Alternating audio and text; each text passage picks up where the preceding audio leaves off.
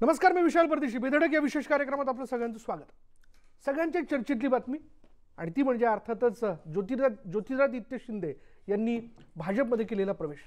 काँग्रेसमध्ये नव्या नेतृत्वाला मान्यता मिळत नाही. काँग्रेसच्या माध्यमातून देशसेवा करण्याचा मी प्रयत्न केला, मात्र त्याचा काही एक उपयोग झाला नाही. जनसेवेची पूर्ती काँग्रेसच्या माध्यमातून होताना दिसत नाही. काँग्रेस वास्तवापासून दूर चालली आहे असं म्हणत ज्योतिरादित्य शिंदे यांनी भाजपमध्ये प्रवेश केला. शिंदेंचे 22 समर्थक आमदार बँगलोरमध्ये असून आता मध्य प्रदेशमधील कमलनाथ सरकार धोक्यात आलंय अशी चर्चा आहे. मुद्दा असा आहे की आधी आंध्र प्रदेशातील जगनमोहन रेड्डी ते ज्योतिरादित्य अशा अनेक नव्या दमाच्या नेत्यांना काँग्रेस का आपली वाटत नाही? आज जे घडलं त्यात काँग्रेसचं काय चुकलं याच विषयाला घेऊन मी आज बेधडकमध्ये चर्चा करणार आहे.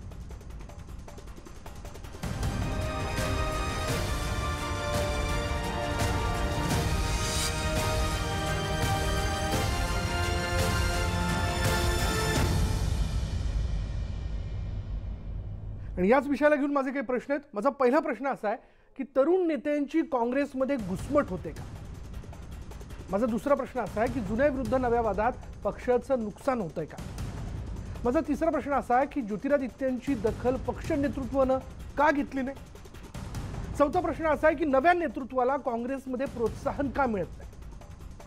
माझा पाचवा प्रश्न असा आहे की हा भाजपच्या ऑपरेशनचा म्हणजे ऑपरेशन कमलचा भाग आहे की काँग्रेसची चूक?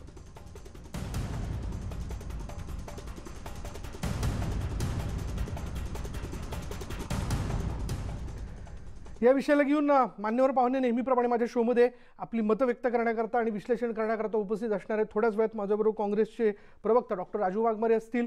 माझ्याबरोबर असतील दिल्लीवरनं ज्येष्ठ पत्रकार व्यंकटेश केसरी, माजी प्रधान सचिव विधिमंडळ महाराष्ट्र राज्य अनंत गवसे आपल्याबरोबर असणार आहेत. वरिष्ठ पत्रकार नेटवर्क 18च्या शेफाली पांडे आपल्याबरोबर आहेत आणि माझ्याबरोबर आहेत भाजपचे प्रवक्ता केशव उपाध्याय. बाकीचे पाहुणे तर आपल्या या चर्चेमध्ये सहभागी होतीलच. सुरुवात शेफाली पांडे यांच्यापासून करतोय. शेफाली जी, ये तो हम सब लोग जानते हैं कि कांग्रेस की नीति रही है खाओ तो ठंडा करके खाओ, ना मैं करूंगा ना तुम्हें करने दूंगा. पर आज जिस तरह से ज्योतिरादित्य शिंदे ये भाजपा में गए हैं, कांग्रेस की क्या गलती है? देखिए, ये बिल्कुल आप ठीक कह रहे हैं कि कांग्रेस की यही नीति रही है और मुझे लगता है कि वक्त रहते डैमेज कंट्रोल नहीं हो पाया. 18 महीने जो गुजरे उसमें सिंधिया बहुत सब्र से इंतजार करते रहे कि या तो उन्हें पीसीसी चीफ का पद मिलेगा, और अब तो बिल्कुल समय आ गया था क्योंकि राज्यसभा चुनाव बिल्कुल नजदीक थे और तब वो ये मान के चल रहे थे कि पहला नाम राज्यसभा के लिए उनका ही होगा. लेकिन पार्टी की तरफ से उन्हें कहीं इशारा मिला कि प्रियंका गांधी और फिर दिग्विजय सिंह जो हैं वो राज्यसभा जा सकते हैं, तो सब्र का बांध उनका टूट गया और जिसका नतीजा सामने है. और अब पहले यहां पर जो अफवाहें चल रही थी लगातार कि सिंधिया समर्थक जो विधायक हैं वो कांग्रेस के संपर्क में हैं, जैसे ही ज्योतिरादित्य सिंधिया ने दिल्ली में बीजेपी दफ्तर पहुंचे वो और औपचारिक रूप से सदस्यता ली जेपी नड्डा के साथ, जैसे उनकी तस्वीरें आई उसके ठीक बाद लगातार जितने भी विधायक, सिंधिया समर्थक विधायक और मंत्री थे, उन सबके वीडियो वायरल होने लगे. सोशल मीडिया के जरिए वो ये संदेश पहुंचाने लगे कि वो कांग्रेस के साथ नहीं है. जैसा सिंधिया कहेंगे, जैसा महाराज का आदेश होगा, उसी रास्ते पर ये विधायक आगे बढ़ेंगे. तो ये तो लगभग तय मान लीजिए कि जो 22 समर्थक विधायक हैं सिंधिया के, उन्होंने अपना स्टैंड क्लियर कर दिया है. हालांकि अब एक बड़ा पेच ये होगा कि वो अब उनकी आगे उनका राजनीतिक भविष्य क्या होगा, क्योंकि सिंधिया का तो खैर ये माना जा रहा है लगभग कि राज्यसभा की सदस्यता का ऑफर लेकर वो बीजेपी में आए हैं. लेकिन अब इन विधायकों का, जिनमें से 6 मंत्री भी हैं, इनकी स्थिति आगे क्या बनती है? विशाल, तो शेफाली, जो मन बना लिया था ज्योतिरादित्य ने कि मैं कांग्रेस में नहीं रहूंगा, उन्होंने सोनिया गांधी जी से मुलाकात करने की कोशिश भी की, तो क्या इसके पीछे कमलनाथ और दिग्विजय सिंह इनका भी बड़ा हाथ रहा है? देखिए, ये बहुत लंबे समय से चल रहा था. जिस वक्त यहाँ पर 2018 में सरकार बनी थी, बिल्कुल यही नजारा था और ये माना जा रहा था कि सिंधिया मुख्यमंत्री बनते हैं या कमलनाथ, क्योंकि कांग्रेस का जो पूरा कैंपेन था वो, और बीजेपी का जो कैंपेन था, माफ कीजिए, बीजेपी का जो कैंपेन था उसमें टारगेट ज्योतिरादित्य सिंधिया को ही किया गया था, क्योंकि कहीं ना कहीं बीजेपी मान रही थी वो एक यूथ चेहरा है, वो ज्यादा प्रदेश में वोटर को प्रभावित कर सकते हैं, इसलिए बीजेपी का कैंपेन ही ये था कि माफ करो महाराज. हालांकि कमलनाथ ने भी उतनी ही मेहनत की, लेकिन उस वक्त भी ये पसोपेश बना रहा था कि मुख्यमंत्री का पद किसे मिलता है। तब ये कहा गया था, ये खबरें निकल कर आई थी कि डिप्टी सीएम का पद ऑफर हुआ ज्योतिरादित्य सिंधिया को, जिसे उन्होंने नामंजूर कर दिया। उसके बाद ये माना जाता रहा और हाल के दिनों में तो सिंधिया समर्थक मंत्री और विधायक की मांग उठाने लगे थे कि पीसीसी चीफ सिंधिया को बनाया जाए। उसके बाद लगातार तकरीबन 7 से 8 ऐसे बयान तो हमने ही न्यूज 18 पर दिखाए हैं कि जिसमें सिंधिया ने अपने क्षेत्र में अपने समर्थकों के साथ अपना दुख जाहिर किया और कहा कि सरकार में उनकी सुनवाई नहीं हो रही है, वो सत्ता का हिस्सा है लेकिन उस तरह से काम नहीं कर पा रहे। और पिछले दिनों यहां पर अतिथि विद्वान प्रदर्शन कर रहे थे, उनके बीच सिंधिया पहुंचे थे और उन्होंने उन अतिथि विद्वानों को भरोसा दिया कि अगर उनकी मांगे पूरी नहीं होती हैं तो वो खुद उनके साथ सड़कों पर उतर आएंगे। इसके बाद जब काउंटर में कमलनाथ से मीडिया ने बातचीत की और उन्हें बताया, तो कमलनाथ का जवाब ये था, दिल्ली में उन्होंने ये बयान दिया कि सिंधिया अगर सड़क पर उतरना चाहते हैं तो उतर जाएं। मुझे लगता है कि ये तो जाहिर तौर पर जो है सिंधिया के का अपमान, एक इंसल्ट हुई। और उसके अलावा अंदर से भी इस तरह की खबरें आई कि राज्यसभा चुनाव को लेकर दिग्विजय सिंह का अड़ जाना कहीं ना कहीं सिंधिया को नाराज कर गया। पीसीसी चीफ को लेकर भी कोई फैसला नहीं हुआ इतने लंबे वक्त में। तो यानी समय भरपूर था कांग्रेस के पास, लेकिन वो डैमेज कंट्रोल नहीं कर पाए, बावजूद इसके कि सिंधिया के मंत्री कमलनाथ सरकार का हिस्सा होते हुए भी सिंधिया की भक्ति सरकार के दौरान ही दिखाते रहे थे और ये बताते रहे थे कि सिंधिया की ज्यादा अनदेखी नहीं होनी चाहिए। जब ये पॉलिटिकल डेवलपमेंट शुरू हुआ उसके दौरान ही श्रम मंत्री जो है महेंद्र सिंह सिसोदिया, सिंधिया समर्थक, उन्होंने कहा था सरकार उस वक्त तक संकट में नहीं है जब तक सिंधिया नाराज नहीं होते। सिंधिया अगर नाराज हो गए तो कमलनाथ सरकार पर संकट के बादल छा जाएंगे और पिछले 72 घंटे में वो स्थितियां बन गई। विशाल, केशव, आता खरं तर या सगळ्या चर्चेमध्ये अगदी एका वाक्यात विचारतो, भाजप वाटच बघत होती? मी तो आता खरं तर आपल्या ज्या ज्येष्ठ पत्रकार आहेत त्यांनी आता खूप वर्णन चांगलं केलं आहे वस्तुस्थितीचं। मी तर आणखीन एक 4 ओळी फक्त इथे वाचून दाखवतो आणि त्या वाचूनंतर काँग्रेसच्या आजच्या परिस्थितीला कोण कारणीभूत आहे हे लक्षात आहे। But the hard truth is that serious fault lines remains a complex internal structure that has resulted in organizational immobility, absence of speedy response to compelling political challenge, fictional infighting party issue, आणि सगळ्यात शेवटचं वाक्य, the leadership vacuum is the elephant in the room. Almost 2 months shy of a year since Rahul Gandhi resigned as a Congress president, we are riddled with the internal iteria and have not found a permanent replacement.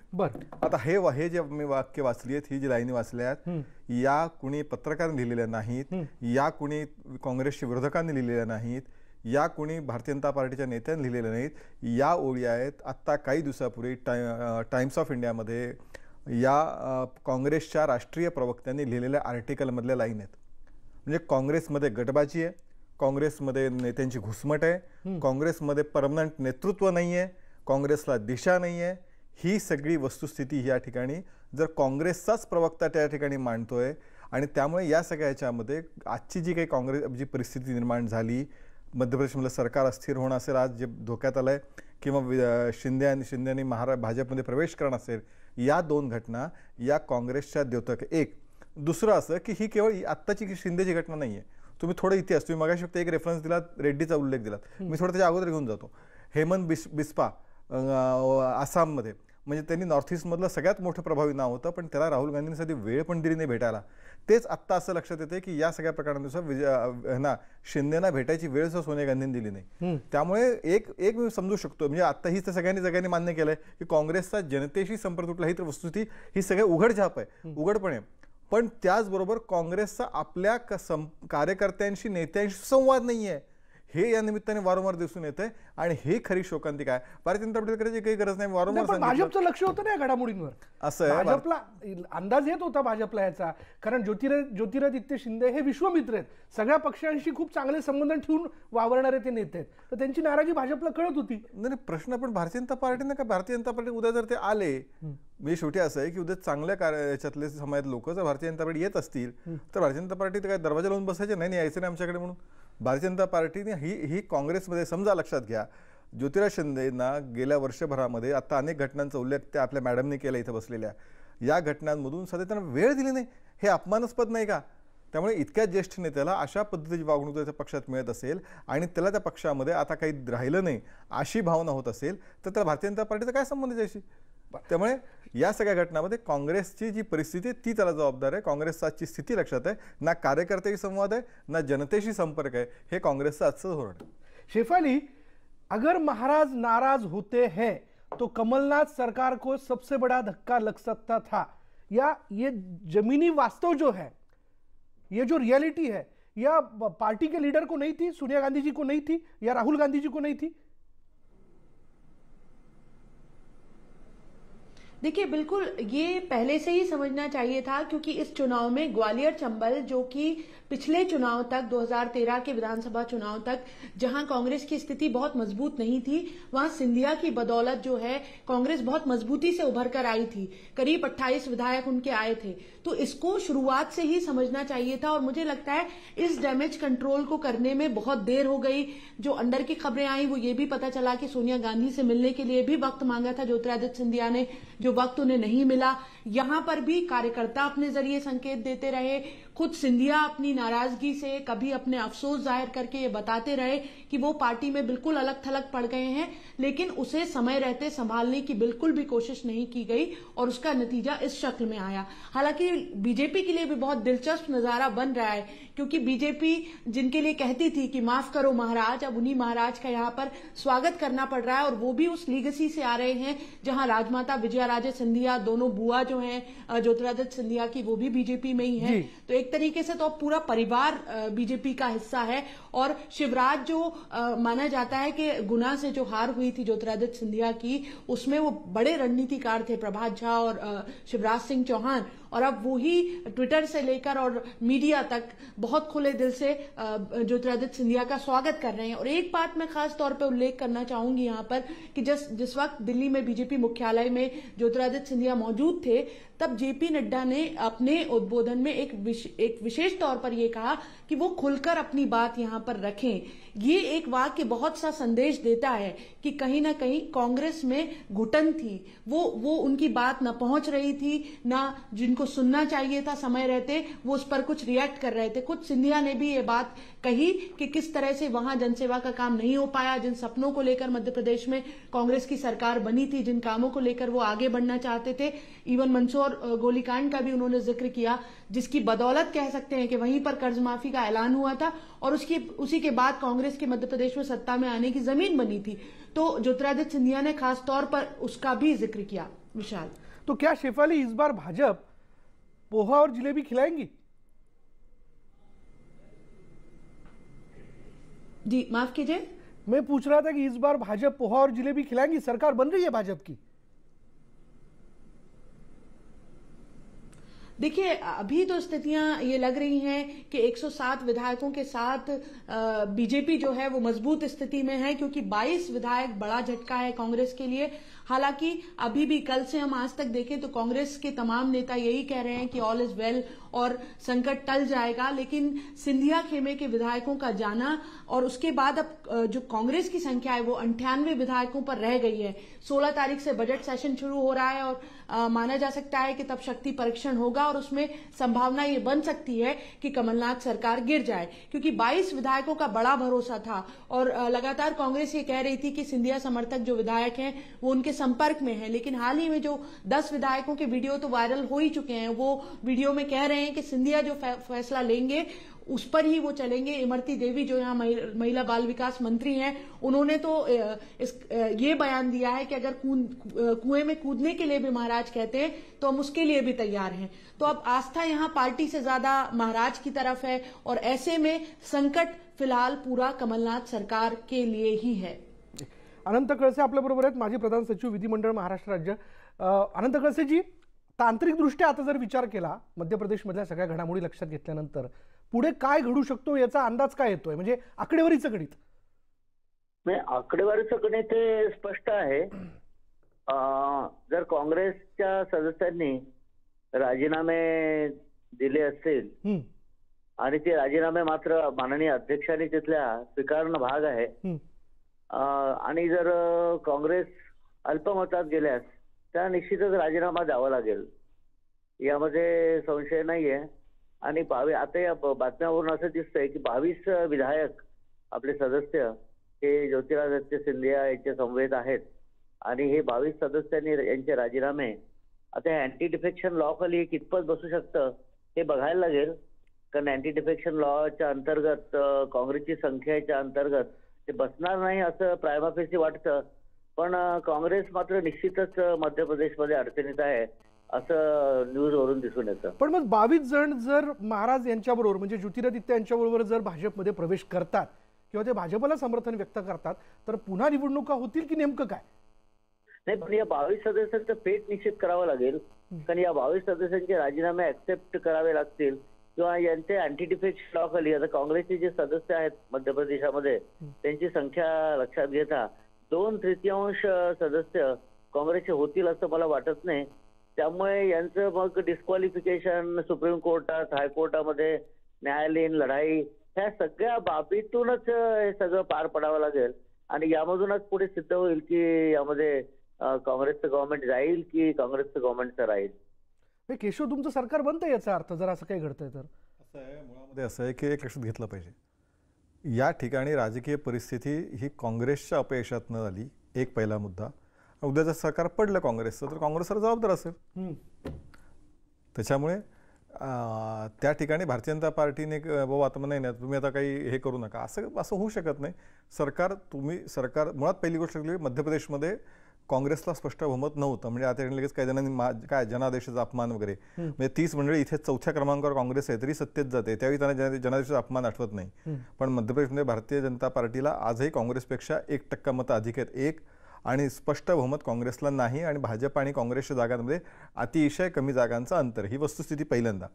आणि त्याच्यानंतरनं जर जे सरकार जे आलंय तुम्हाला जे मिळालं ते सरकार एक सगळ्यांना सोबत घेऊन सांभाळण्याची जबाबदारी ही काँग्रेसची होती. जर तुमच्या नेत्यांना आणि आमदारांना त्या सरकारबद्दल विश्वास आणि आस्था वाटत नसेल आणि ते जर त्या नेतृत्वावर अविश्वास ठेवून बाहेर पडत असतील तर त्या सगळ्या प्रकारे त्यांचा विचार त्यांनी केला पाहिजे काँग्रेसने. हो, पण भाजपने जेव्हा निवडणुकीत माफ करो महाराज म्हणलं होतं आणि ते महाराज आता तुम्हाला चालतायत. नाही, प्रश्न चालण्याचा प्रश्न नाहीच आहे. प्रश्न असा आहे की भारतीय जनता पार्टीच्या विचारधारावरती भारतीय जनता पार्टीच्या विकासाच्या मुद्द्यावरती विश्वास ठेवून जी लोक आमच्या पार्टीत येत आहेत त्या सगळ्यांना त्याचं स्वागत आम्ही करू. त्यामध्ये गैर असण्याचं कारण काय त्यामध्ये? हो, पण म्हणजे आम्ही एक विसरून घ्या आम्ही राजकीय एकमेकाचे राजकीय विरोधक आहोत. त्यावेळी राजकीय विरोधक होतो, आम्ही शत्रू नव्हतो. आम्ही अस्पृश्यता जी भारतीय जनता पार्टीच्या बाबतीमध्ये इतर राजकीय पक्षांनी 96च्या काळामध्ये हे केली की भाजपला अनटचेबिलिटीची अवस्था सापत्न भावाची वागणूक त्यावेळी सगळ्या राजकीय पक्षांनी दिली. ती भावना भारतीय जनता पार्टीची नाही. भारतीय जनता पार्टी दृष्टीने हे राजकीय पक्ष राजकीय मतभेद राजकीय विचारधारा वेगळ्या आहेत पण ते काही राजकीय आमचे शत्रू नाही आहेत कट्टरता ह्याच्यामध्ये की त्यांना कसं घ्यायचं. पण ह्या ज्योतिरादित्यने निवडणुकीत तुमच्यावरती विखारी टीका केली आहे. हो, मान्य ना, पण असं आहे की तो जर आमच्या भारतीय जनता पार्टीची विचारधारा काय भारतीय जनता पार्टीचा विकासाचा नारा काय त्याच्यामध्ये आम्ही कुठेही तडजोड केली नाही, तो आम्ही बदलत नाही. त्या विचारधारा आज स्वतः काय म्हणाले की नरेंद्र मोदींच्या रूपाने भारतीय जनता पार्टी हा एकमेव या ठिकाणी देशातला विकासाचा प्रश्न सोडवू शकतो अशी आशास्थान त्यांना आहे. आणि काँग्रेसमध्ये नेमकी ज्या भूमिकेसाठी ते राजकीय क्षेत्रात काम करत होते ते राजकारण किंवा जे समाजकारण करणं आता शक्य नाही ही भावना त्यांनी राजीनामा पत्रात व्यक्त केली आणि आज प्रेसमध्ये ते सांगितलं. त्यामुळे जे भारतीय जनता पार्टीमध्ये येत असतील आमच्या विचारावरसाठी विकासासाठी त्या सगळ्यांचं आम्ही स्वागत करतो. अशी अनेक उदाहरणं मी देऊ शकतो. पण आता आणि भारतीय जनता पार्टी या स्वागतातनं पुढे ऑपरेशन कमल सुरू झालं म्हणजे तुम्हाला पोषक वातावरण आहे. ऑपरेशन कमल करायचे आम्हाला गरजच नाही ना ऑपरेशन कमल करण्याची. प्रश्न असा आहे सरकार पडलं तर ती त्यांची जबाबदारी आहे. काँग्रेसचं अपयश आहे. काँग्रेसचं अपयश असताना त्याच्यामध्ये तुम्ही भारतीय जनता पार्टीचं ऑपरेशन कमल असं म्हणण्याची गरजच नाही. बरं, पण पहिल्यापासून तुम्ही या सगळ्या घडामोडींवरती नजर ठेवून होता. असं आहे राजकीय पक्षाचं काम असतं की सत्ताधारी राजकीय पक्ष त्या ठिकाणी विरोधी पक्ष म्हणून होतो आणि पहिल्या दिवशीपासून शिवराज सिंग चौहानांनी सांगितलं होतं की या ठिकाणी आम्ही समर्थ सशक्त राजकीय पक्ष म्हणून काम करू. गेले 15 महिने आम्ही त्या पद्धतीचं काम करत होतो. सरकार पाडण्याची आम्हाला कुठेही गरज वाटली नाही, गरज नाही कशा पद्धतीचं. पण शेवटी आम्ही राजकीय पक्ष आहोत आणि राजकीय पक्षाला सत्ताधारी पक्षावरच्या घडामोडीवरती लक्ष ठेवणं हे काम असं त्याचं.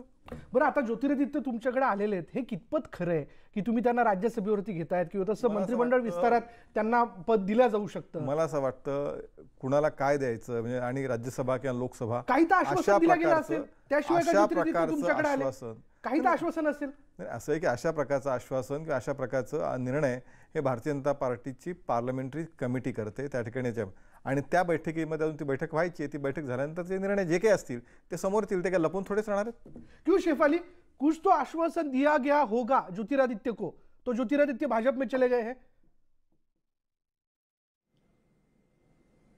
बिल्कुल ऑफर के साथ ही वो यहाँ पर आए हैं और मध्य प्रदेश में तो लगभग ये तय माना जा रहा है कि एक सीट राज्यसभा की जो है वो ज्योतिरादित्य सिंधिया के नाम की ही होगी। और प्रभात झा जो यहाँ से अभी राज्यसभा सांसद हैं, बीच में यह अफवाहें भी उड़ी कि वो इस पूरे घटनाक्रम से और सिंधिया को जिस तरह से हाथों हाथ लिया है बीजेपी ने, उससे नाराज भी हैं। तो ऑफर के साथ ही आए हैं। जो नाराजगी उनकी यहाँ रही, जो पद प्रतिष्ठा वो यहाँ चाहते थे, अब उसकी भरपाई बीजेपी में ही होगी। और बीजेपी भी बड़ा गेम लेकर ये चल रही है कि फिलहाल सिंधिया के आ जाने से, उन्हें राज्यसभा भेज देने से उनका मध्य प्रदेश में की सियासत में, सत्ता में वापसी का रास्ता तो खुलता दिखाई दे रहा है। तो बड़ा गोल तो सिद्ध हो ही जाएगा। फिर आगे क्या भविष्य सिंधिया का बीजेपी में होता है, ये देखने वाली बात होगी। तो ये भी तो बात है ना कि इस पूरे जो हलचल मच रही थी या हो रही थी पहले से, इसका अंदाजा भाजपा को था पहले से ही। देखिए, कहा तो ये भी जा रहा है कि आज से साल भर पहले यहाँ पूर्व मुख्यमंत्री शिवराज सिंह चौहान और सिंधिया के बीच करीब 40 मिनट चर्चा हुई थी। और उसके बाद जैसे जैसे सिंधिया की नाराजगी की खबरें आने लगी, साथ साथ ये अफवाहें भी आती थी कि सिंधिया जो हैं बीजेपी ज्वाइन कर सकते हैं, बीजेपी के संपर्क में हैं। और इस दौरान भी कांग्रेस की तरफ से, चाहे वो कमलनाथ की बात हो या दिग्विजय सिंह की, इस तरह की कोई कोशिश नहीं हुई कि उनको संभाला जाए। बस हुआ इतना था कि जैसे ही सरकार बनी तो सिंधिया समर्थक जो विधायक थे, जिनके उन्होंने नाम रिकमेंड किए मंत्री पद के लिए, उन्हें मंत्री बना दिया गया। लेकिन सिंधिया को ना पीसीसी चीफ का पद दिया गया और अब राज्यसभा उनकी आखिरी उम्मीद थी, तो वो भी पूरी नहीं हो पाई। तो कहा यह भी जा रहा है कि पटकथा तो शायद उसी वक्त लिख दी गई थी। इसीलिए बीजेपी के नेता लगातार ये दोहराते थे। हर 6 महीने में ये आता था कि कमलनाथ सरकार कितने दिन की मेहमान है, और हर बार बीजेपी के नेता ये बयान देते थे कि ये सरकार अपने ही बोझ से गिर जाएगी। कहीं ना कहीं इस बात का अंदेशा था और वो अंदेशा इस शक्ल में सामने आया है। तो शेफाली, आज जो स्टेटमेंट दिया है ज्योतिरादित्य ने कि करप्शन बड़ा है, विकास का काम नहीं हो रहा है, जिस प्रकार से आश्वासन देकर यह सरकार सत्ता में आई, वो कोई भी आश्वासन पूरा नहीं हो रहा है। जमीनी वास्तव क्या है? देखिए, ये तो हुआ है कि पिछले 1.5 साल में चूंकि खजाना खाली था और जो कांग्रेस के नेता भी थे वो 15 साल वनवास में रहकर आए हैं। तो ये तो हुआ कि कई मोर्चों पर, चाहे फिर वो अवैध उत्खनन का मामला हो जिसको लेकर कांग्रेस बीजेपी को घेरती रही, वहां स्थितियां बहुत अच्छी नहीं रही। कंप्यूटर बाबा जैसे लोग राज्य मंत्री का, कैबिनेट मंत्री का दर्जा पा गए और उनकी निगरानी में ये सब रोका जाने लगा। तो स्थितियां तो जैसी उम्मीद की जा रही थी वैसी नहीं दिखाई दी। लेकिन इससे भी इनकार नहीं किया जा सकता कि सीएम कमलनाथ को बहुत लंबा वक्त नहीं मिल पाया। 1.5 साल का वक्त था, वो सुधारने की कोशिश कर रहे थे। किसानों के बीच भी जो कर्ज माफी वाला मुद्दा था उसको भी संभालने की कोशिश कर रहे थे, लेकिन वो पूरी तरह नहीं हो पाया।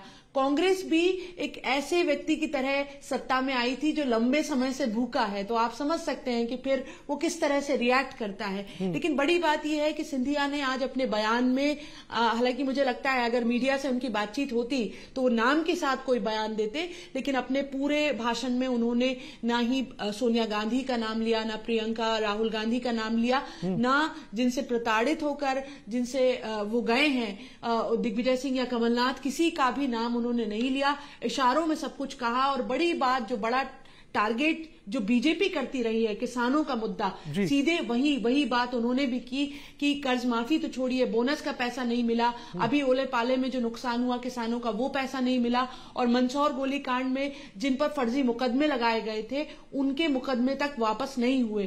तो अब एक नया रास्ता, तो अब सरकार बचती है या नहीं बचती, लेकिन एक नया मोर्चा तो खुल ही गया है सिंधिया की शक्ल में कांग्रेस के सामने मध्य प्रदेश में। त्यामुळे आता हे बघायचं की पुढे नेमकं काय घडतंय। आणखीन या विषयाला घेऊन आपण चर्चा करणार आहोत। वेळ झाली का ब्रेकची? ब्रेक घेऊयात। पहा फक्त न्यूज 18 लोकमत।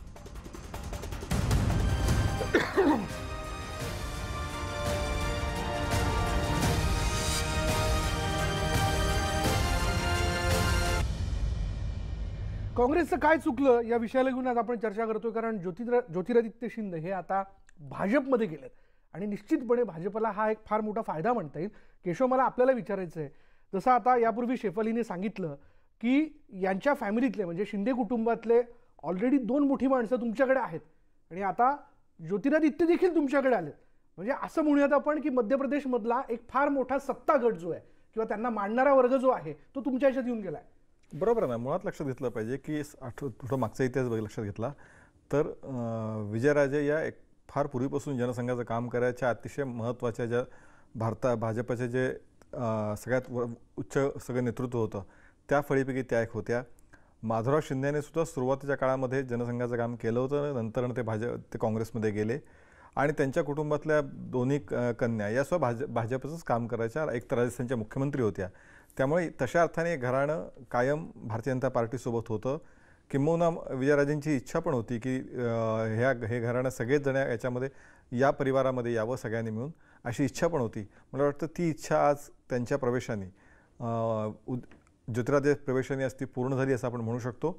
आणि एका अर्थाने मध्य प्रदेशमध्ये नक्कीच भारतीय जनता पार्टीला अशा प्रकारचं एक उमदं नेतृत्व मिळालं तर नक्कीच भारतीय जनता पार्टीची ताकद तिथे वाढेल, यात शंका बाळगण्याचं कारण नाही. दादा आज म्हणाले असं की महाराष्ट्रातही याबद्दल आता घडामोडी घडू शकतात. महाराष्ट्रात सुद्धा भारतीय जनता पार्टीने भूमिका वारंवार स्पष्ट केली आहे. म्हणजे त्या ठिकाणी तुम्ही एक कल्पना करा की तिथं काँग्रेसचं एक खांबी सरकार होतं तरीसुद्धा इतके अंतर्विरोध आणि इतकी परिस्थिती होती. आज महाराष्ट्रात 3 पक्षांचं कडबोळं जे जनादेशाचा अपमान करून इथे आलंय त्या 3 पक्षांच्या अपमानामध्ये एकमेकात अंतर्विरोध इतका प्रचंड आज सुद्धा आहे. त्यामुळे भारतीय जनता पार्टी हे सरकार पाडण्याच्या भानगडीत पडणार नाही. तुम्हाला काहीच करायची गरज पडणार नाही. त्यांच्यामधला अंतर्विरोधच त्या पद्धतीचा म्हणून मुद्दा ज्या एक खांबी काँग्रेसचा एक पक्षाच्या सरकारमध्ये ही कार्यकर्त्यांची आणि नेत्यांची घुसमट आणि अवस्था आहे. तिथे काल तुमच्या चंद्र मी बघितलं, काल तिथल्या एका आमदारांनी जाऊन तिथं भारतीय जनता पार्टीच्या एक कार्यालयात जाऊन त्यांनी तो बाईट दिला होता काँग्रेसच्या की ज्या पद्धतीने म्हणजे काँग्रेसच्या त्याच्या मतदारसंघातली कामं थांबवली, त्याच्या मतदारसंघामध्ये ज्या पद्धतीची लोकं आणली त्याच्यावर, आणि तो 1980 पासूनचा 6-7 वेळा जिंकलेला आमदार होता. त्याचं म्हणणं होतं मी इंदिरा गांधींच्या काळापासून इथे काम करतो पण माझी ही अवस्था आहे, या सगळ्यात सिनियर मंत्री असून सगळ्यात सिनियर आमदार असून माझी ही अवस्था आहे. ही काँग्रेसच्या आमदारांची अवस्था होती. ही एका पक्षाचं सरकार असताना इथे 3 पक्षाचं जनादेशाचा अपमान करून आलेलं सरकार आलंय. त्यामुळे या ठिकाणी परत अंतर्विरोध प्रचंड आहे आणि तेच एकमेकांना अशा पद्धतीचं करतील. भारतीय जनता पार्टीला सरकार पाडण्याची गरज वाटत नाही. व्यंकटेश केसरी सर आपल्या चर्चेमध्ये सहभागी होत आहेत, ज्येष्ठ पत्रकार नवी दिल्लीवरनं. केसरी सर, आम्ही आता अर्धा तास काँग्रेसचं नेमकं काय चुकलं या मुद्द्यावरनं थेट आता महाराष्ट्र राज्यातही असं काही घडू शकतं का? जसं आता केशव म्हणाले की आम्हाला काही करायची गरज पडणार नाही कारण या 3 पक्षांच्या सरकारमध्येच प्रचंड मोठा अंतर्विरोध दिसून येतोय, त्यामुळे तेच त्यांना पाडतील एकमेकाला. या मुद्द्यापर्यंत आम्ही आलेलो आहे. पण मला पुन्हा पहिल्या मुद्द्याकडे जायचं आहे. काय नेमकं असं काँग्रेसचं चुकलं? राहुल गांधी या सगळ्याच्यात कुठे दिसत नाहीयेत, जेव्हा की ज्योतिरादित्य हे राहुल गटाचे म्हणवले जायचे, त्यांच्या जवळचे म्हणवले जायचे, ते कुठेच बोलताना दिसत नाहीये. काय चाललंय काय काँग्रेसमध्ये? असं आहे की जे चाललंय त्यामध्ये स्पष्टता आहे. त्यामध्ये असं होतं की ज्योतिरादित्य सिंधियाला आयसोलेट करा. राहुल गांधीला माहिती नाही असं नव्हतं, सोनिया गांधीला माहिती नाही असं नव्हतं, हायकमांडला माहिती नाही असं नव्हतं. त्यांनी मध्य प्रदेशमध्ये कमलनाथ आणि दिग्विजय सिंग यांना फ्री हँड दिला आणि असं आहे की त्यांचे दोघांचे मुलं राजकारणात आहेत. हे पुढचं राजकारण आहे, पुढच्या 25 वर्षातलं राजकारण कसं असेल या पद्धतीनं ते चाललं होतं. ज्योतिरादित्य सिंधिया हे पडले किंवा पाडण्यात आले त्यांना लोकसभेच्या निवडणुकीमध्ये. ते विधानसभेच्या निवडणुकीत स्टार कॅम्पेनर होते, बरोबर. नंतर त्यांना पाडण्यात आलं. त्यांच्या समर्थकांना त्यांनी निवडून आणलं होतं आणि ह्याच्यानंतर हे सिस्टमॅटिकली करत गेले. कमलनाथ त्यांचं एक स्टेटमेंट, कमलनाथचं त्याला काउंटर स्टेटमेंट, आणि हायकमांडला माहिती नव्हतं असं नाही आहे. जोपर्यंत तुम्ही महाराष्ट्रातले असं आहे की कर्नाटकातलं सरकार ही बीजेपीने पाडलं आणि काँग्रेसमधल्या आंतरविरोधामुळे पडलं. कारण येदियुरप्पा त्यांनी सिद्धरामय्याला प्रचंड मोठ्या प्रमाणात पाठिंबा दिला, का दिला माहिती नाही आहे. अगोदर त्यांना न विचारता काँग्रेस जनता दल याचबरोबर अलायन्स केला आणि त्याच्यानंतर ते सरकार पडलं. मध्य प्रदेशसुद्धा त्याच मार्गावरती जातोय. महाराष्ट्रामध्ये सुदैवाने काँग्रेस म्हणजे महाराष्ट्रामध्ये काँग्रेसमध्ये ती क्षमता नाही आहे. 4थ्या क्रमांकाची पार्टी आहे आणि जर सत्ता गेली तर काय होतं हे त्यांनी मागच्या 5 वर्षातलं त्यांनी पाहिलेलं आहे, अनुभवलंय त्यांनी. त्यामुळे महाराष्ट्रातलं असं म्हणता येणार नाही. परंतु हे मात्र खरं की होणारच नाही असं तुम्ही म्हणू शकत नाही. त्यांच्या दृष्टीने रात्र वैराची जागेरा असंच राहणार आहे. विरोधकच म्हणजे सत्ताधारीच विरोधकांना आयतं खोलीत देत आहेत. कारण नवल या गोष्टीचं वाटतं की हायकमांडला या गोष्टीची पूर्णपणे कल्पना असावी की महाराजांचा एक गट आहे, महाराजांना मानणारे 22 आमदार आहे, जेव्हा की ते आमदार त्यातले एक मंत्री हे वारंवार महाराजांच्या निष्ठेप्रती बोलून दाखवत होते. मग हायकमांड का अंधारात राहिला किंवा त्यांनी जाणीवपूर्वक या सगळ्या गोष्टीकडे दुर्लक्ष केलं का?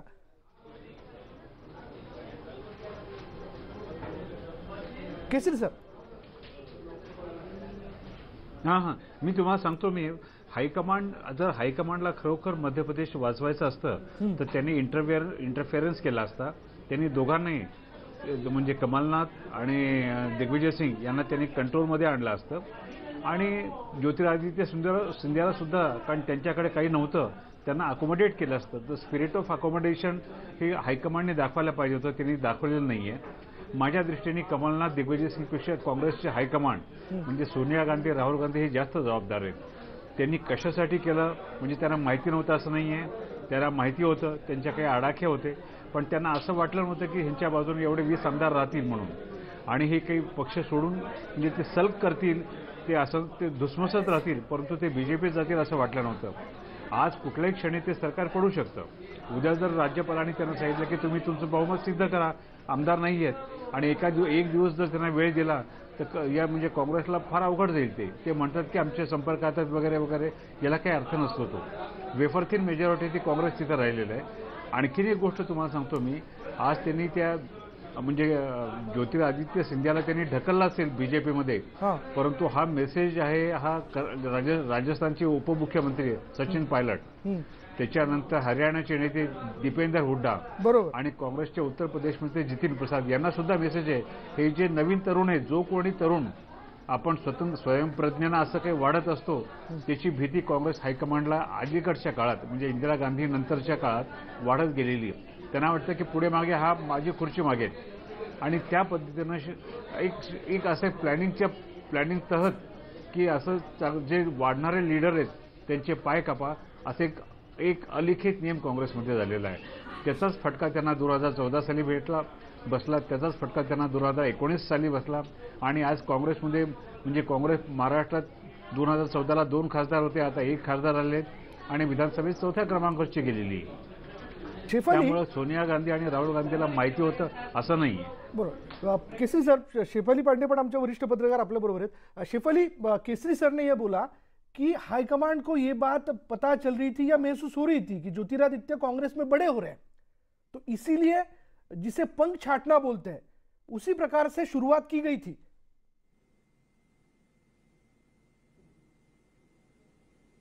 देखिए बिल्कुल ये कहीं ना कहीं सही है, क्योंकि राहुल गांधी के बराबर वो खड़े हो रहे थे, ये तो बिल्कुल. और जिस तरह से मध्य प्रदेश के नेता होने के बावजूद उन्हें पश्चिमी उत्तर प्रदेश की जिम्मेदारी सौंपी गई, तो वो एक तरफ प्रियंका गांधी संभाली हुई थी जिम्मेदारी, दूसरी तरफ ज्योतिरादित्य संभाले हुए थे. तो ये तो कहीं ना कहीं पार्टी को लग रहा था कि उनकी जो इमेज है, एक तो उनकी पाक साफ छवि है, यूथ है, एनर्जेटिक है, लेकिन इस लिहाज से पार्टी को ये सोचना चाहिए था, कहीं ये भी अब मैसेज एक जा रहा है. अगर हम मध्य प्रदेश की सत्ता से इतर राष्ट्रीय परिप्रेक्ष्य में देखें तो राहुल गांधी के जाने के बाद से जो यूथ लीडरशिप है उसकी लगातार कांग्रेस में अनदेखी हो रही है. और यही हम बीजेपी में देखें तो शिवराज सिंह चौहान जब पहली बार यहां पर सत्ता में आए थे तो 45 बरस के रहे होंगे मुश्किल से, तो उस वक्त उनको ये जवाबदारी सौंप दी गई. तो यूथ लीडरशिप की जो अनदेखी कांग्रेस ने की, उसका खामियाजा इस शक्ल में देखना पड़ रहा है. और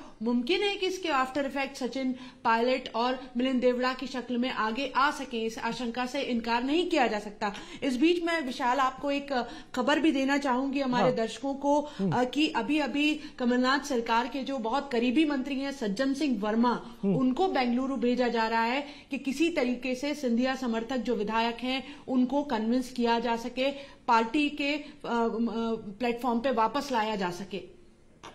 केशव, आता जसं केसरी सरांनी मुद्दा मांडला, काँग्रेसमधल्या तरुण चेहऱ्यांना एक प्रकारे हा मेसेज गेलेला आहे की काँग्रेस काही तरुण नेतृत्वाची कदर करत नाही आणि काँग्रेसला मुळातच हायकमांडपेक्षा मोठं झालेलं कोणी नकोय. मग आता भाजपचं लक्ष अधिक वाढलंय. मग भारतीय जनता पार्टी लक्ष ठेवायची गरजच नाही. म्हणजे केसरी सरांनी सांगितलं काही नावं घेतली, पण ती नावं तेवढ्यापुरती नाही आहेत. जर थोडी आपण यादी अधिक गेल्या 2-4 वर्षातली बघितली तर अनेक राज्यातले माजी मुख्यमंत्री, अनेक प्रदेश अध्यक्ष काँग्रेसचे, अनेक केंद्रीय काँग्रेसचे माजी केंद्रीय मंत्री असे अनेक जण सोडतायत. अरुणाचलचे आत्ताचे मुख्यमंत्री खंडू जे होते ते काँग्रेसमध्ये पूर्वी होते, त्यांनी काँग्रेस सोडली, आज ते तिथे मुख्यमंत्री झालेत. त्यामुळे असे अनेक नेते आहेत ते सोडतायत. त्याचं कारण सगळ्यात महत्त्वाचं की काँग्रेससमोर आज दिशा नाही, काँग्रेससमोर आज धोरण नाही आणि काँग्रेससमोर पुढे कसं जायचं याबद्दलचा कुठलाही मार्ग दिसत नाही. आणि त्यातनं म्हणजे ही केवळ ही वरवरच म्हणजे तरुण नेतृत्वाकडे का दुर्लक्ष होत आहे, मुळात लक्ष कुठे आहे हा पहिला प्रश्न खरं तर विचारला पाहिजे. कारण ना कुठल्या काँग्रेसशी आजचं सगळं तुम्ही लक्षात घ्या आणि त्याचा हा एक पार्ट आहे की तरुण नेतृत्वाची होणारी घुसमूट. पण मुळामध्ये जर ज्या पक्षाला काही दिशाच दिसत नाही, कुठली दशाच नाही आहे, तर त्या पक्षाबद्दल लोकांना आणि कार्यकर्त्यांना का आस्था वाटणार? मला सांगा, काल सगळ्या अख्ख्या प्रकार ह्याच्यामध्ये इतक्या दिवसभरामध्ये काँग्रेसचे जे तरुण नेते मानले जातात ते राहुल गांधी कुठे दिसले? तुम्हाला काय दिसले? किंबहुना दिल्लीमध्ये इतक्या मोठ्या काही गोष्टी घडत होत्या, राहुल गांधी तुम्हाला कुठे दिसले? देशामध्ये ज्या ज्यावेळी राजकीय गोष्टी ज्यावेळी घडल्या, काही घटना घडत होत्या, त्यावेळी हे तरुण नेतृत्व समजलेलं नेतृत्व हे नेमकं कुठे दिसलं? त्यामुळे अशा पद्धतीने राजकारणाबद्दल किंवा एकूण राजकीय दिशाच समोर त्यांच्यासमोर नसल्यामुळे ही परिस्थिती काँग्रेसची होणं स्वाभाविक आहे. आणि काँग्रेसने स्वतःहून ती ओढवून घेतली आहे. गांधी घराण्यांचा एकूण अध्यक्ष त्यांना हवाच म्हणून तर अध्यक्ष बदलू शकत नाही. सोनिया गांधींना परत राहुल गांधींकडे सोनिया गांधी आणि आत्ता केसरी आणि कदाचित आपल्या ज्येष्ठ मॅडम बसल्यात, त्या मॅडम कन्फर्म करू शकतील की पुन्हा राहुल गांधींनी नेतृत्व स्वीकारावं अशा प्रकारची भूमिका आता मांडली जाते. ही खरं तर त्यातली अवस्था आजची खरी अवस्था आहे. अधिक आपण या विषयाला घेऊन चर्चा करणार आहोत. वेळ झाले का ब्रेकची ब्रेक घेऊयात. पहा फक्त न्यूज 18 लोकमत.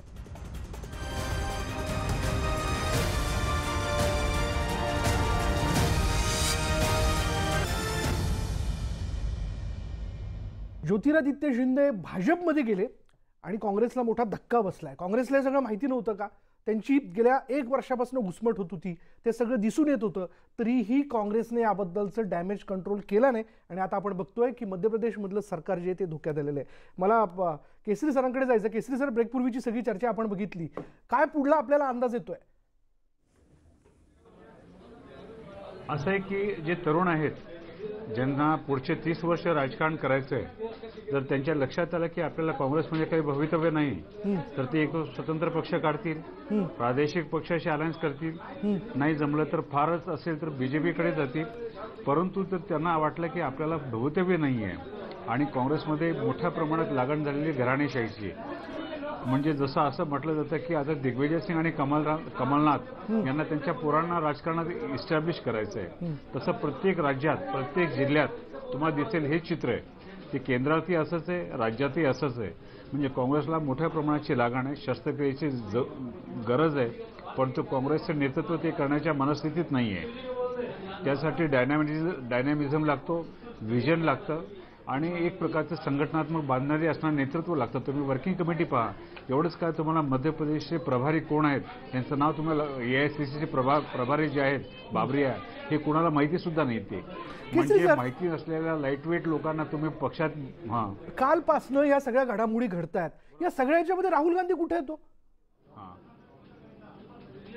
असे राहुल गांधींनी आज काही आपल्या चॅनलला बाईट दिलेले. त्यांनी सांगितलं की माझी आणि ज्योतिरादित्य शिंदे यांची वैयक्तिक मैत्री वगैरे वगैरे, पण याला काही अर्थ नसतो. हो, असं आहे की तुम्हाला माहिती होतं त्यांची कोंडी केली जाते, कोंडी होती, अशा वेळेस तुम्ही हस्तक्षेप का नाही केला? तुम्ही नेते आहात. आज राहुल गांधी भले पक्षाचे अध्यक्ष नसतील, पण सोनिया गांधी त्यांच्या सल्ल्याने सर्व नेमणुका करतात असं सर्व मानलं जातं. ते सोनिया गांधी हे हंगामी अध्यक्ष आहेत, परंतु सर्व निर्णय पक्षाचे, सर्व महत्त्वाची पदं हे राहुल गांधींच्या विश्वासू माणसाला दिली जातात. त्यामुळे राहुल गांधींना माहिती नाही असं म्हणणं, याच्यावरती कोणी विश्वास ठेवणार नाही. ज्या गोष्टी तुम्हाला कळतात त्याच्यापेक्षा जास्त गोष्टी दिल्लीला कळतात. बरोबर, घटनेचं विश्लेषण केलं जातं इथे. आणि म्हणजे त्यांच्या दृष्टीने महत्त्वाचं म्हणजे हिंदी भाषिक प्रदेशामध्ये जी भाजपची ताकद आहे, मध्य प्रदेश, छत्तीसगड, राजस्थान ही 3 मोठी महत्त्वाची राज्य त्यांच्या हातात आली. परंतु तू टिकवण्यासाठी लागणारं जी सतर्कता आहे, सजगता आहे आणि जो एक प्रकारचा एक वरिष्ठ नेत्यांचा एक त्याच्यावरती प्रभाव पाहिजे, तो त्यांनी काही केलेला नाही आहे. त्यांना करता आलं नाही असं नाही आहे, त्यांनी केलेलं नाही आहे. तो का केला नाही ते याच्या पाठीमागे लोक वेगवेगळ्या पद्धतीचे विश्लेषण करतात. केसरी सर, मेहनत करायची एकाने, म्हणजे हे सगळ्यांना माहिती आहे की मध्य प्रदेश निवडणुकीच्या संदर्भात, विधानसभा निवडणुकीच्या संदर्भात ज्योतिरादित्य यांनी किती काम केलं होतं आणि मुख्यमंत्रीपद जे ते दुसऱ्याला दिलं गेलं. तेच राजस्थानच्या बाबतीत आपण बघितलं की पायलट यांनी राजस्थानच्या बाबतीत निवडणुकीत जोरदार काम केलं होतं, पण गेहलोत त्यांच्याकडे मुख्यमंत्रीपद गेलं. म्हणजे जे मध्य प्रदेशमध्ये घडलं आणि बरोबर आहे, म्हणजे ज्या गेहलोत यांना मुख्यमंत्री केलं, ज्या कमलनाथ यांना मुख्यमंत्री केलं, त्यांच्या राज्यातून काँग्रेसला लोकसभेच्या किती जागा आल्या पहा तुम्ही, एक जागा आल्या असतील. मध्य प्रदेशतून फक्त कमलनाथचा मुलगा जिंकून कसं काय येतो, बाकीचे कसे काय पडतात. राजस्थानमध्ये तर मुख्यमंत्र्याचा मुलगाच पडतो. ह्याच्यानंतर ज्या करेक्टिव्ह स्टेप्स काँग्रेस हायकमांडने करायला पाहिजे होत्या त्या केलेल्या नाही आहेत. त्यामुळे एकतर असं दिसतंय की ते बधीर झालेले आहेत किंवा त्यांना करायचं नाही किंवा त्यांच्या काही वेगळे आडाखे आहेत. परंतु हे मात्र खरं की जसं मी मगाशी म्हणालो की 30 म्हणजे ज्यांना पुढचे 30 वर्षाचं राजकारण करायचं अशात युवा नेतृत्वांना जर वाटलं आपल्याला काही भवितव्य नाही तर हे लोक वेगळा मार्ग चोखाळतील. आणि राहुल गांधी असोत, आता काय पूर्वी कसं होतं की ह्या फॅमिलीच्या नावाने मतं मिळत होती. बरं, पक्षांची मतं, फॅमिलीच्या नावाने मिळणारी मतं आणि जाती समीकरणात त्या राज्यातील ह्याचा आधार काँग्रेसला होता. परंतु हे आधार आता कमकुवत होत चाललेले. त्यामुळे त्यांना आज असं म्हणतात की संध्याकाळी एक बैठक आहे. शेफाली, कमलनाथ जी को मैनेजमेंट गुरु कहा जाता है, फ्लोर मैनेजमेंट में उनका हाथ कोई नहीं पकड़ सकता, ये भी बात उनके बारे में कही जाती है. उनकी तरफ से एक कन्वेयर संवादक भेजा गया है बैंगलोर की तरफ, तो क्या कितना इसमें सक्सेस मिलेगा ऐसा लगता है? देखिए, ये बिल्कुल आप ठीक कह रहे हैं कि कमलनाथ को मैनेजमेंट का गुरु कहा जाता है. पॉलिटिकल क्राइसिस वो बहुत बेहतर तरीके से संभाल लेते हैं. मध्य प्रदेश की भी मैं बात करूं अगर, तो जिस वक्त उन्हें यहां प्रदेश अध्यक्ष बनाया गया था, कांग्रेस बहुत बुरी स्थिति में थी, गुटों में तो बटी हुई थी पहले से, फाइनेंशियल क्राइसिस भी बहुत ज्यादा था. तो कमलनाथ ने अपने सोर्सेज से और अपनी पूरी ताकत लगा के और पूरा इस तरह से मैनेजमेंट किया कि चेहरा सिंधिया भी होंगे, खुद कमलनाथ भी होंगे. दिग्विजय सिंह को लेकर चूंकि आम लोगों में और वोटर में नाराजगी थी, इसलिए उन्हें संगठन का काम सौंपा गया और इस तरह से मैनेजमेंट से कांग्रेस यहां पर सत्ता में आई. लेकिन कहीं न कहीं लग रहा है कि जब हम पर खुद पर संकट आता है, मैनेजर पर खुद संकट आता है, तो वो मैनेज करना मुश्किल हो जाता है. लेकिन अब देखने वाली बात होगी, ये बड़ा इम्तिहान है उनके अपने राजनीतिक जीवन का. मुझे लगता है 70 बरस के ऊपर के हैं कमलनाथ, ये उनके राजनीतिक जीवन की सबसे बड़ी लड़ाई है, सबसे बड़ा इम्तिहान है. वो इसे पार कर पाते हैं या नहीं कर पाते. बीजेपी बहुत कंफर्टेबल स्थिति में है और ये 22 विधायक जो हैं वो बहुत बड़ी भूमिका तय करेंगे इस पूरे मामले में. आत्ताच आपल्याकडे एक अपडेट येतंय केसरी सर, जसं थोड्या वेळापूर्वी शेफालीने आपल्याला सांगितलं होतं की मध्य प्रदेशमधून राज्यसभेकरता ज्योतिरादित्य शिंदे यांना उमेदवारी देण्यात आलेली आहे, त्याबद्दलची घोषणा देखील झाली आहे. एक पत्रक काढलंय भाजपने. असे की हे होणार 9 जागा जाहीर झाल्या, 9 जागा, 2 जागा तिथे येणार होत्या. बरोबर आहे, हो. परंतु हे काँग्रेसने ज्यावेळेस दिग्विजय सिंग यांच्या मुलाला मंत्री केलं, कमलनाथला मुख्यमंत्री केलं, त्यावेळेस त्यांनी ज्योतिरादित्य शिंदेला काही ना काही तर द्यायला पाहिजे होतं. राज्यसभा त्यांनी अगोदर घोषित करायला पाहिजे होती.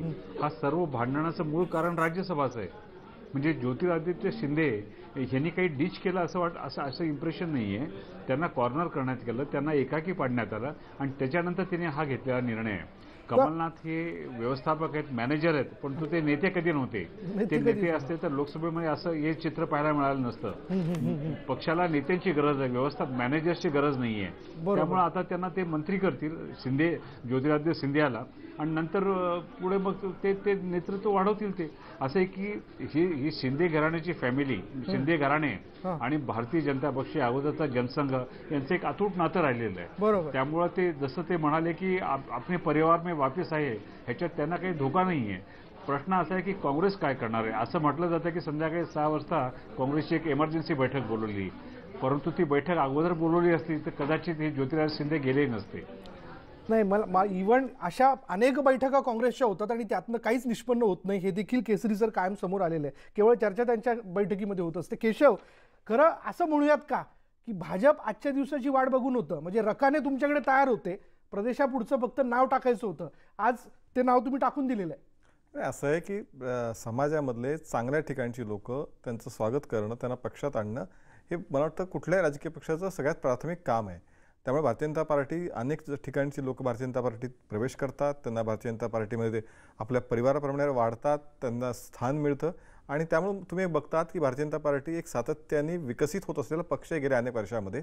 आम्ही सगळ्यांना सांभाळून, सगळ्यांना शेवटी अशा आकांक्षा प्रत्येकाला असतात, पण त्या सगळ्यांना सांभाळून घेत पुढे जायचं काम भारतीय जनता पार्टीने केलं. पण परवापर्यंत तुमची यादी निश्चित असू शकेल ना? नाही, प्रश्न असा आहे की म्हणजे भाजपला पूर्ण अंदाज होता की हे होणार आहे म्हणून. असं आहे की राजकारणामध्ये चांगली लोक जर शेवटी राजकारण तर करावंच लागतं राजकीय पक्ष म्हणून. ते तर असं नाही करून चालत की नाही आम्ही चॅरिटेबल ट्रस्ट आहोत त्यामुळे आम्हाला काही नाही, अशा पद्धतीने राजकीय पक्ष बसू शकत नाहीत. त्यामुळे राजकारणामध्ये चांगली माणसं जर येत असतील तर स्वागत केलं पाहिजे, गैर काहीच नाही त्यामध्ये. शेफाली, अभी जो अपडेट आ रहा है आपकी तरफ भी अपडेट आया होगा कि अभी मध्य प्रदेश से राज्यसभा के लिए ज्योतिरादित्य का नाम घोषित किया गया है. एक प्रेस नोट निकाली गई है, उसमें ये नाम है. जी बिल्कुल। और अभी एक खबर ये भी आई है कि राज्यपाल भी भोपाल पहुंचने वाले हैं। ये भी एक हमारे दर्शकों के लिए बड़ी खबर हो सकती है। वो अपनी छुट्टियां रद्द करके भोपाल आ रहे हैं और जिस तरह का यहाँ सियासी घटनाक्रम चल रहा है उस लिहाज से राज्यपाल की यहाँ मौजूदगी बहुत जरूरी भी कही जाएगी और राज्यपाल अब कुछ ही देर में भोपाल पहुंचने वाले हैं।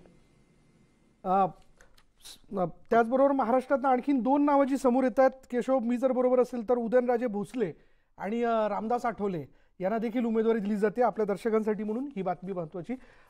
केसरी सर, आज संध्याकाळी जसं तुम्ही म्हणालात की काँग्रेसची एक इमर्जन्सी बैठक बोलवली जाते, पण आता ही बैठक घेऊन तसा काही अर्थाने फायदा नाही आहे. पण काँग्रेसला आता हे पण बघावं लागणार आहे की जे तरुण नेते आहेत, जे खरं तर ज्यांच्यापर्यंत हा मेसेज गेलेला आहे, त्यांना आता सांभाळावं लागेल. त्यांना असं आहे की तरुण आणि जनमानसात स्थान आणि ज्यांच्यामध्ये नेतृत्वाची क्षमता आहे, केवळ तरुण म्हणून तरण्यावान लोकांना आणण्यात पॉईंट नाहीये, तर अशा लोकांना शोधावं लागेल. जसं तुम्ही मगाशी म्हणाल होता, 1984 साली भारतीय जनता पक्षाचे फक्त 2 खासदार होते. त्याच्यानंतर ब्रिक बाय ब्रिक म्हणतात त्याप्रमाणे अडवाणींनी पक्ष वाढवला, नवीन लोकांना संधी दिली, राजकीय समीकरणं, जातीय समीकरणं बदलली आणि पक्षाचा जो चेहरा होता ब्राह्मण आणि बनिया, शेटजी भटजीचा पक्ष म्हणून, तो त्यांनी जाणीवपूर्वक बदलला. त्याच वेळेस चाल, चेहरा आणि चरित्र बदलण्याची घोषणा केली, सोशल इंजिनिअरिंगची गोष्ट केली. अशा प्रकारची तडफ ही काँग्रेसचा हायकमांड का दाखवत नाही हे कुणाला कळत नाही अजून. म्हणजे 2 मोठे पराभव झाले, तुमच्या हातातून राज्य चाललेली, तुमचा फक्त तुमच्याकडे इतिहास आहे, वर्तमान नाही, भविष्य काही कळत नाहीये. अशा वेळेस ती तडफ दाखवण्याचं म्हणजे ना राहुल गांधींनी दाखवली, ना सोनिया गांधींची आता त्यांचं एकूण वयोमान पाहता आणि तब्येत पाहता ती दाखवतील असं वाटत नाहीये. तर त्यामुळं की हा मोठं आव्हान आहे काँग्रेससमोर. म्हणजे समोर बीजेपी आहे, अर्थात राजकारण कधीही स्थिर नसतं, राजकारणामध्ये बदल होत असतो आणि आपण त्या बदलाला स्वतःला मोल्ड करून तिकडे बदल स्वीकारले पाहिजेत. तर आता ही काँग्रेस कशी करते माहिती नाही, परंतु तुमच्या चॅनलवरती बातमी होती की 6 वाजता सोनिया गांधीने इमर्जन्सी बैठक बोलवली म्हणून. आणि आता कळेल, आता हे सेशन चालू आहे, एकीकडे आर्थिक प्रश्न आहेत, दुसरीकडे सामाजिक तणाव आहेत, तिसरीकडे पक्ष म्हणजे त्याचा फायदा काँग्रेस कसं घेणार आहे, तिसरीकडे संघटनात्मक मजबूती त्यांना करायची आहे. हे फार मोठे प्रश्न आहेत. म्हणजे अध्यक्ष कोण, राहुल गांधी होणार का प्रियंका होणार की आणखीन कोणावर, ह्याच्यात मतलब नाहीये. अगदी काँग्रेसला स्वतःला केसरी सर सावरावं लागणार आहे आणि काँग्रेसमध्ये आलबेल सारं काही आलबेल आहे असं म्हणता येणार नाही आणि ते आपल्याला समोर या ठिकाणी दिसून येत आहे. अगदी थोडक्यात केशव, मला एका वाक्यात आपल्याला विचारायचं आहे, सरकार होतंय म्हणजे तुमचं? असं मी मगाशी एक शब्दप्रयोग केला की असं आहे की भारतीय जनता पार्टी म्हणजे काही सोशल ट्रस्ट नाही, आम्ही राजकीय पक्ष आहोत. म्हणजे तुम्ही सरकार करणार? नाही, माझं असं आहे की सर समोरच्यांनी जर घोडचुका केल्या तर त्याची ते शेवटी असं आहे की त्या ठिकाणी जबाबदारी स्वीकारावं लागेल ना. असं आहे. त्यामुळे आज तर त्याबद्दल काही सांगताय, आज तर माहिती नाही, कारण काँग्रेसचं काय चाललंय, काँग्रेसचा अंतर्गत प्रश्न आहे, तो ज्यावेळी सरकार पडेल त्याच्यानंतर बघू. पण आता तुर्तास असं दिसतंय की तशा हालचाली किंवा तशा घडामोडी घडू शकतात. बघूयात. आपण या सगळ्या घडामोडींवरती लक्ष ठेवून आहोत. सगळ्या मान्यवरांचे खूप खूप आभार. आपण या चर्चेमध्ये वेळ दिलात आणि ठामपणे आपली मतं मांडली. पण या सगळ्यातनं एक तर निश्चित आहे की नुसत्या बैठका घेऊन काँग्रेसला आता भागणार नाही आहे. त्यांना त्यांच्या पक्षातले तरुण नेते ज्यांना जनमानसात स्थान आहे त्यांना सांभाळावं लागणार आहे, त्यांना पुढे आणावं लागणार आहे. त्याच्यामुळे नेतृत्व कोणाच्या हातात दिलं तरी वेळीच जर कोणी नाराज आहे त्या दृष्टीने डॅमेज कंट्रोल करणं आणि पुढे जाणं आणि सगळ्यांना सांभाळणं, एक नेतृत्व बांधणी करणं हे काँग्रेससाठी आवश्यक आहे. एवढं तरी आता तुर्तास या बाबतीत म्हणावं लागेल. आज इथेच थांबूयात. पहा फक्त न्यूज 18 लोकमत.